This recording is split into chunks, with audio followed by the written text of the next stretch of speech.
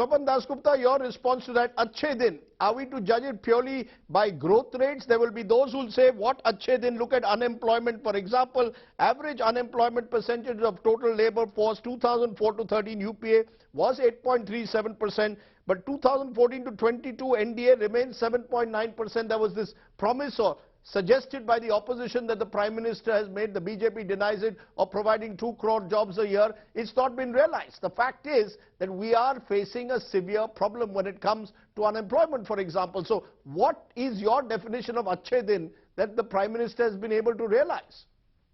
Rajdeep, I know you think that it's an underperforming government, but I want to look at it in a slightly different way from how Surjit has looked at it and how Rajiv Gowda has looked at it. And if you look at the experience of India, the India which confronts you now compared to the India that was there in 2014, you'll find one thing, that there has been an exponential change.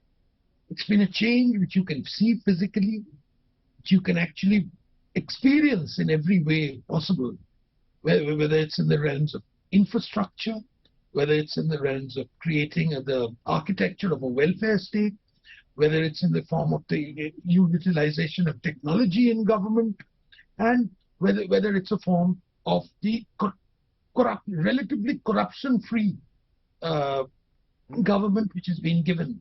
There's been a change. The mood has changed. The mood is one of positivity, and I think it was that positivity which enabled us to actually get over the enormous crisis which confronted us during the COVID years. The management of COVID, I think, will stand out in future years as a textbook example of what to do, of how successfully a government has carried it out. And if you look at other fields, it's, whether how the middle class is done, how the poor today is getting the benefits of direct cash transfer, and of course how certain of the entrepreneurial classes have done. At every level you'll find that the mood in India is one of enormous positivity. You can bolster this case with all the statistics which are necessary. I'm not going to go into all those statistics about how many kilometers of it, but most important, certain very basic things.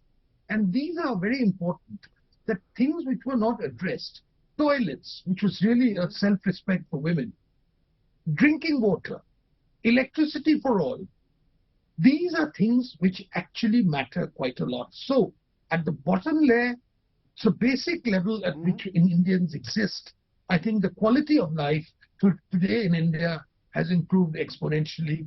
And I think this is what the real achievement of the Modi government has been in the past 9 years.